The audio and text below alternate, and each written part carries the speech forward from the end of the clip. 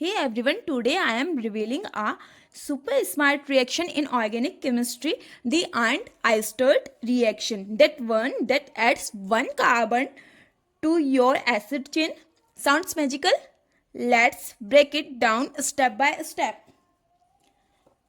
Suppose आपको acetic acid में एक कार्बन का इंक्रीमेंट करना और वी कैन से हमें एसिटिक एसिड को चेंज करना है प्रोपोनोइक एसिड में, तो आप क्या करोगे? यूजिंग दिस रिएक्शन आप एक कार्बन को एड अप कर सकती हो, जिसकी वजह से हमें प्रोपोनोइक एसिड मिल सकता है। ठीक है बच्चों, ये जो हमने एक्स्ट्रा कार्बन ऐड किया है, इसी प्रोसेस को हम बोलते हैं होमोलोगेशन। Homologation process. और जो एक कार्बन हमने ये कार्बन जो ऐड किया है उसे हम बोलेंगे होमोलोगेशन। तो बच्चों, अब मैं आपको इसका मैकेनिज्म समझाती हूँ, स्टेप बाय स्टेप समझाऊंगी, आपको कंप्लीट मैकेनिज्म क्लियर हो जाएगा। बस थोड़ा फोकस के साथ समझना। उससे पहले आप 2-3 टर्म समझ लीजिए। जब भी आप कोई रिएक्शन करा रहे हो, सबसे पहले आपको एसिड बेस रिएक्शन करानी होती है, ठीक है। उसके बाद आप जाते हो सब्स्टिट्यूशन रिएक्शन पे। सबसे पहले चेक करोगे वहां कोई एसिडिक प्रोटोन तो नहीं है या बेस तो नहीं है, ठीक है। बेस है तो एसिडिक प्रोटोन देखोगे कि कौन सा एसिडिक प्रोटोन है, किसे एब्स्ट्रैक्ट करेगा बेस। सबसे पहले आपको चेक करना होता है कि एसिड बेस रिएक्शन तो नहीं हो रही, उसके बाद आप अदर रिएक्शंस चेक करोगे। दूसरा, फाइंड करो electrophilic centre and nucleophilic centre. अगर आपको ये दो चीज बिल्कुल क्लियर हो जाएं, इलेक्ट्रोफिलिक का मीन्स होता है इलेक्ट्रॉन डेफिशिएंसी और न्यूक्लियोफाइल का मीन्स इलेक्ट्रॉन्स प्रेजेंट है फॉर द डोनेशन। अगर आपको ये दो कंसेप्ट क्लियर हो जाते हैं, ये दो पॉइंट क्लियर हो जाते हैं, तो आपकी रिएक्शन कभी गलत नहीं होगी। चलो स्टार्ट करते हैं बच्चों। Suppose I am taking a carboxylic acid. सबसे पहला स्टेप है स्टेप 1, हम इसे रिएक्ट कराएंगे थायोनाइल क्लोराइड के साथ, SOCl2। अगर इसका स्ट्रक्चर लिखना हो कैसे लिखेंगे? S+O Cl। तो मैंने क्या बोला? एसिड बेस रिएक्शन चेक करनी है। यहाँ पे कोई एसिड बेस रिएक्शन नहीं हो रही है। देन आपको चेक करना है कौन सा इलेक्ट्रोफिलिक सेंटर है, कौन सा न्यूक्लियोफिलिक सेंटर है। अब देखिए बच्चों, क्लोरीन जो होते हैं वो इलेक्ट्रोनेगेटिव इन नेचर होते हैं, अपनी तरफ इलेक्ट्रॉन खींच रहे हैं। यहाँ ऑक्सीजन लगा हुआ है, ये अपनी तरफ इलेक्ट्रॉन खींच रहा है, तो ये क्या हो गया? सल्फर क्या बन गया? Electrophilic centre. इतना तो हमें मिल गया इलेक्ट्रोफिलिक। अब हमें न्यूक्लियोफाइल चाहिए जो इस इलेक्ट्रोफाइल पे अटैक कर सके। इस ऑक्सीजन के पास क्या है? Lone pair. देखो बच्चों, लोन पेयर तो इसके पास भी है, लेकिन हमेशा यहां से क्या लगा है? प्लस आई इफेक्ट भी लग रहा है, ठीक है। और ये कार्बन इलेक्ट्रॉन डेफिशिएंट हो रहा है। हमेशा जब कार्बोनिल ग्रुप भी प्रेजेंट हो और OH प्रेजेंट हो, हमेशा OH आपका न्यूक्लियोफाइल की तरह काम करेगा। ये आपने GOC में पढ़ा होगा, ठीक है। तो जो ऑक्सीजन है, ऑक्सीजन के लोन पे क्या करेंगे? इस इलेक्ट्रोफिलिक सेंटर पर अटैक करेंगे। ये डबल बॉन्ड ब्रेक होगा, इलेक्ट्रॉन्स अपर साइड मूव करेंगे, माइनस चार्ज बनेगा। Let me show it like this, negative Cl। अब देखो बच्चों, जो ये नेगेटिव चार्ज बना है ये इंटरनल फेज से अटैक करेगा और एक क्लोरीन को बाहर कर देगा। तो हमारे पास स्पीसीज क्या मिलेगी? ये स्पीसीज इससे अटैच है, ठीक है। R C+O double bond O,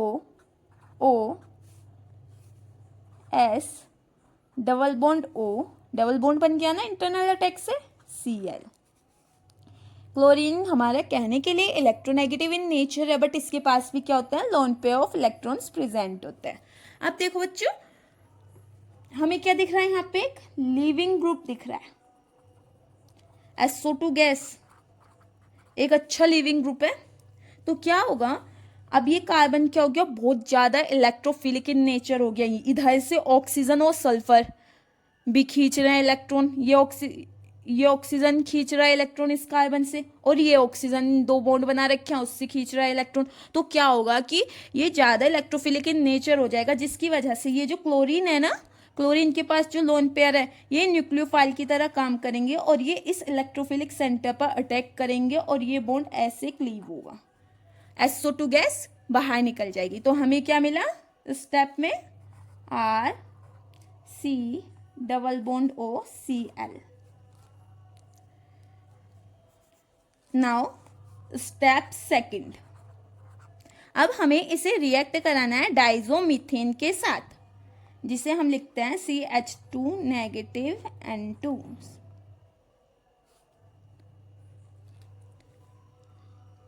इसको ओपनली अगर मैं लिखूं ऐसे लिखते हैं बच्चों, CH2 N triple bond N, इस N पर पॉजिटिव चार्ज रहता है, ये एक अच्छा लिविंग ग्रुप है N2। सबसे पहले हम देखेंगे क्या एसिड बेस रिएक्शन हो रही है। ये जो डाइजोमीथेन है ये एसिड बेस रिएक्शन बहुत अच्छी देता है, तो हम चेक करेंगे कहीं पे एसिडिक प्रोटॉन हमें मिल रहा है, यहाँ पे तो प्रोटॉन ही नहीं है एसिडिक। तो क्या होगा, ये एक न्यूक्लियोफाइल की तरह एक्ट करेगा, और ये क्या है हमारा इलेक्ट्रोफिलिक सेंटर, क्योंकि ऑक्सीजन भी इलेक्ट्रॉन खींच रहा है और क्लोरीन भी खींच रहा है। Then CH2 negative attack on this, ये ऐसे इलेक्ट्रॉन्स मूव करेंगे, फिर जो नेगेटिव चार्ज होगा वो नीचे की तरफ आएगा और इस क्लोरीन को बाहर निकाल देगा।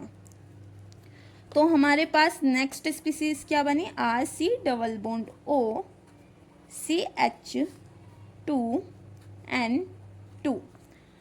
अगेन जब हम रिएक्शन करा रहे हैं हमारे पास ये तो नहीं है कि सिर्फ एक ही मोल प्रेजेंट होगा, हमारे पास एक ही मॉलिक्यूल के नंबर ऑफ मोल्स प्रेजेंट होंगे। मीन्स अगर डाइजोमीथेन एक ही मॉलिक्यूल प्रेजेंट नहीं होगा डाइजोमीथेन का, नंबर ऑफ डाइजोमीथेन प्रेजेंट होंगे। तो जो नेक्स्ट डाइजोमीथेन आपका रिएक्शन में पड़ा हुआ है वो क्या करेगा, इस एसिडिक प्रोटॉन को ले लेगा, CH2 नेगेटिव N2। ये इस मैं इस H को ऐसे बना देती हूँ, इस H को एब्स्ट्रैक्ट करके ले जाएगा और ये आपकी रिएक्शन बनेगी this one, CH negative N2 positive. N2 एक अच्छा लिविंग ग्रुप है बच्चों। ये बात हमने कार्बन की रिएक्शन में पढ़ी है कि जब भी किसी नेगेटिव स्पीसीज के साथ कोई पॉजिटिव एक अच्छी लिविंग स्पीसीज आ जाती है तो हम उसे लिविंग ग्रुप की तरह एक्ट कराते हैं, उसे बाहर निकाल देते हैं और कार्बन का जनरेशन करते हैं, दिस वन। ये N2 गैस यहाँ से रिमूव होगी, -N2, इस पे क्या होगा, कार्बन का फॉर्मेशन होगा, RC≡OH। Now step third, RC≡CH, carbon बन गई है। अब यहाँ पर बच्चों होता है वोल्फ रीअरेंजमेंट। जिन भी बच्चों ने वोल्फ रीअरेंजमेंट पढ़ रखी होगी उन्हें बहुत अच्छे से समझ आएगा। देखिए ये क्या है, electrophilic in nature, R alkyl group है, ये अपने इलेक्ट्रॉन लेके मूव करेगा, इस पर अटैक करेगा, ये बॉन्ड इस साइड जाएगा, तो ये हमारा फॉर्मेशन करता है कीटीन का, RCH≡C≡O। ठीक है बच्चों, किसका फॉर्मेशन करता है, कीटीन का। देन हम इंट्रोड्यूस कराएंगे रिएक्शन में वाटर का अगर मैं ब्रेक डाउन करूं, H positive OH negative. Again आपको ढूंढना है कौन सा इलेक्ट्रोफिलिक सेंटर है। इलेक्ट्रोफिलिक सेंटर ये है, ऑक्सीजन अटैच है, अगेन ऊपर की तरफ ऑक्सीजन के पास इलेक्ट्रॉन जाएंगे, फिर वो नीचे की तरफ भेजेगा, ये इस टाइप से इलेक्ट्रॉन्स इस कार्बन के पास पहुंच जाएंगे, जैसे मैंने एरो दिखाया, -H C≡O और ये क्या है, OH। अभी हमारे वाटर के पास से हमें क्या मिल रहा है, H+ आयंस भी मिल रहे हैं, तो ये जो नेगेटिव चार्ज है ये इन H+ आयंस को अपनी तरफ एब्स्ट्रैक्ट कर लेगा और हमें प्रोडक्ट में एक एक्स्ट्रा कार्बन देगा, जिसे हम बोलेंगे होमोलोगेशन प्रोसेस हुआ है। ठीक है बच्चों, ये मोस्ट इम्पॉर्टेंट रिएक्शन होती है आपकी पेप्टाइड सिंथेसिस में, नेचुरल प्रोडक्ट के सिंथेसिस में, और जनरली जो चेन इलोंगेशन होता है ना वो इस मेथड से बहुत इजी हो जाता है in the case of the carboxylic acid. ये नीट और नेट दोनों के लिए बहुत ज़्यादा इंपॉर्टेंट रिएक्शन है। For more videos like share and subscribe my channel.